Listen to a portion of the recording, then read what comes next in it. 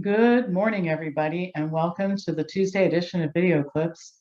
Thank you for indulging me in a week off of creating videos. I needed some time to rest, and I got some rest, which was great.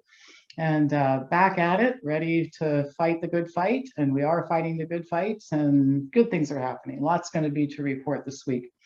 A couple things. I am still doing conference calls on Monday night for healthcare workers who are looking at options, and we have always offered great professional development programs for healthcare workers. So this is your opportunity for a free workshop to look at opportunities beyond working in a hospital, for example. Second thing, holiday cookies. We'll ship them right up until the end, but obviously, if you order now, the likelihood that they will get where they're going in time for the holiday is a whole lot greater than if you wait until the last minute. We'll still process, by the way, but as much as we love the last minute, but it would be great if you ordered holiday cookies now. They're $24.95, and we will ship them to any place in the continental United States, including shipping. The cost includes shipping, and they are delicious chocolate coconut cookies. And I always tell everybody, the more of them you order, the less there will be for me to wander by the kitchen and think about nibbling on my way to get office supplies or whatever. All right, so the topic for today is a little bit disturbing. In the United States today, it is now normal for a young adult to be overweight. This didn't start last year. During the past 40 years, the average body mass index for young adults has increased by 4.6 points. That is a lot.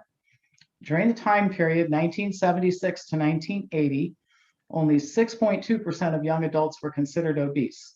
That's a BMI of 30 or higher. But the number quintupled by 2017 to 2018 to 33% of all young adults. 33% of all young adults obese. During the same period, the prevalence of overweight increased from 17.7 to 23.6%. So this adds up to 56.3% of all young adults being overweight or obese. Now that is the norm. During the same 40 years, the percentage of young adults considered to have normal weight was dropped by half, 68.7% to 37.5% by 2018. Now, what this means is young adults were in a lot of trouble health-wise prior to the pandemic. And we can probably assume that things got a lot worse during the last 21 months. Weight status for all other age groups worsened. The eating habits of people who've been stuck at home and depressed and had their lives interrupted and so on have gone downhill, along with drinking habits, I might add. And so it's time to sound the alarm. I mean, this is a wake-up call. Now, I know we're living in uncertain times. This gives me an opportunity to address something I think is really important. It is sometimes difficult to focus on normal things when life is so upside down. I correspond with people every day who seem to be in some holding pattern, waiting for the outside world to get better in order to do something about their lives. And by the way, it's kind of the way the media presents this is, oh gosh, here are all these awful statistics. And then we'll just move on to something else to talk about.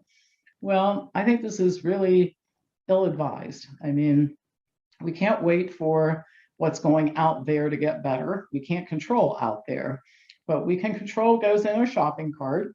We control what's in our kitchen. We control daily exercise and prayer, and we control new routines that we can create for ourselves that keep us sane and much healthier, and maybe even lead back to some happiness. You can't postpone everything, including your happiness, until out there gets better, people. I mean, I do not believe in New Year's resolutions. I've never made them myself. But I do think sometimes it really is time to make a statement of change to the universe, or to your friends, or to your one remaining friend, or whoever, that it's time for change. It's time for health. It's time to regain a healthy body. It's time to restore some of the fun in life, to look forward to tomorrow.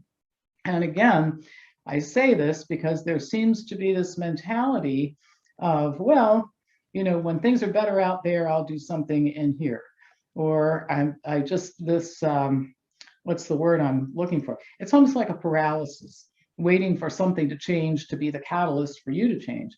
We don't have that option anymore. It really is time to look at what we're doing with ourselves and our families and our communities, and to start addressing these problems right now. No time like the present, and no time to wait, I might argue. People are in very bad shape. They were in bad shape before this started. They're in worse shape now. So let's do something about it. And that's your assignment for this week, is to figure out, it just starts with something simple. One thing you're going to do differently to change your weight, to change your health, to change your outlook, to change your exercise, to change anything. Something change. Get out of being stuck, all right? I've been stuck before, by the way. I know what that feels like.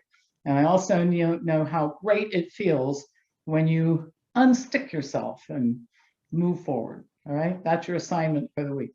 All right, as usual, pass this on to anybody who you think might enjoy watching it. I'll be back to you tomorrow with more news.